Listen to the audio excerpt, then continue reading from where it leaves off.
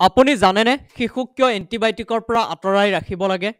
শীতকালত জ্বৰ, চৰ্দি, কাহ প্ৰতিৰোধৰ বাবে কি কৰা উচিত?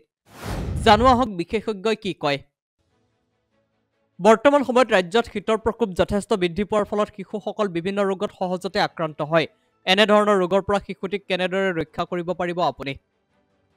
চিকিৎসক ডক্টৰ গোলাপ চন্দ্ৰ ডেকাৰ সৈতে হোৱা এটা সাক্ষাৎকাৰত চিকিৎসক ডেকাই কয় যে শিশুসকল এই সময়ছোৱাত পানী লগা জ্বৰ, চৰ্দি, কাহ, শ্বাস-প্ৰশ্বাসজনিত ৰোগত ভোগে।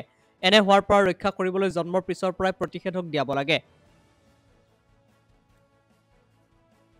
আনহাতে পানী লগা জ্বৰ, কাহ, চৰ্দি আৰু শ্বাস-প্ৰশ্বাসজনিত ৰোগৰ পৰা শিশুক মুক্ত কৰি ৰাখিবৰ বাবে ঠাণ্ডা, ধূলি, বতাহ, ধোঁৱা আদিৰ লগতে কুকুৰ আৰু মেকুৰীৰ স্পৰ্শৰ পৰাও আঁতৰাই ৰাখিব লাগে। লগতে শিশুটিক ছমাহলৈকে মাকৰ গাখীৰ খুওৱাটো অনিবাৰ্য। তাৰ পিছৰ সময়ছোৱাত শিশুটিক প্ৰাকৃতিকভাৱে প্ৰস্তুত কৰা জলপান, চুজি, পিঠাগুড়ি, সান্দহগুড়ি খুৱাব লাগে। কাৰণ ৭ মাহৰ পৰা শিশুৱে খাদ্যাভ্যাস সোৱাদ লাভ কৰে। এনে খাদ্যাভ্যাসে ৰোগ প্ৰতিৰোধ ক্ষমতা বৃদ্ধি কৰে। শীতকালত শিশুক কেনেধৰণৰ খাদ্য খাবলৈ দিব লাগে?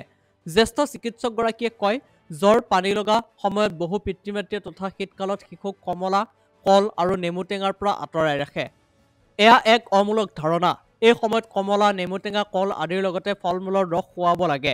কাৰণ এইসমূহ ফল-মূলত প্ৰচুৰ পৰিমাণে ভিটামিন চি পোৱা যায়। শিশুৰ ৰোগ প্ৰতিৰোধ ক্ষমতা বৃদ্ধি কৰে। ঠিক তেনেদৰে গৰম দিনত কঁঠাল, লেটেকু আদিৰ লগতে এই সময়ছোৱাত উপলব্ধ ফল-মূল খুৱাব লাগে। লগতে শিশুক পানী খাবলৈ দিব লাগে।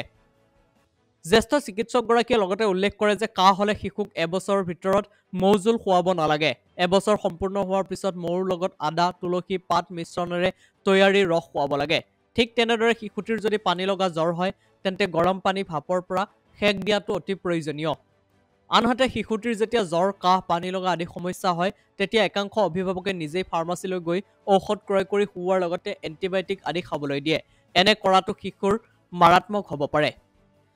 শিশুটিক এন্টিবায়টিকৰ পৰা সদায় আঁতৰাই ৰখাটো প্ৰয়োজনীয়। কাৰণ শিশুকালত সৰু ল'ৰা-ছোৱালীৰ ৰোগ প্ৰতিৰোধ ক্ষমতা খুবেই দুৰ্বল থাকে। তেনেস্থলত শিশুটিক এন্টিবায়টিক খুৱালে ভৱিষ্যত সময়ত শিশুটি এন্টিবায়টিকৰ ফলত ৰোগ প্ৰতিৰোধ ক্ষমতা হেৰুৱাই পেলায়। সেয়েহে জ্যেষ্ঠ চিকিৎসকগৰাকীয়ে আহ্বান জনায় যে পৰাপক্ষত শিশুটিক এন্টিবায়টিক দিয়াৰ পৰা আঁতৰাই ৰখাটোৱে ভাল। লগতে প্ৰয়োজনত যদি দিব লগাও হয় তেন্তে অভিজ্ঞ চিকিৎসকগৰাকীয়ে শিশুটিৰ বয়স আৰু ওজন পৰীক্ষা কৰিহে দিব লাগে। বিশ্ব স্বাস্থ্য সংস্থাইও কৈছে এন্টিবায়টিক কমকৈ ব্যৱহাৰ কৰিবলৈ।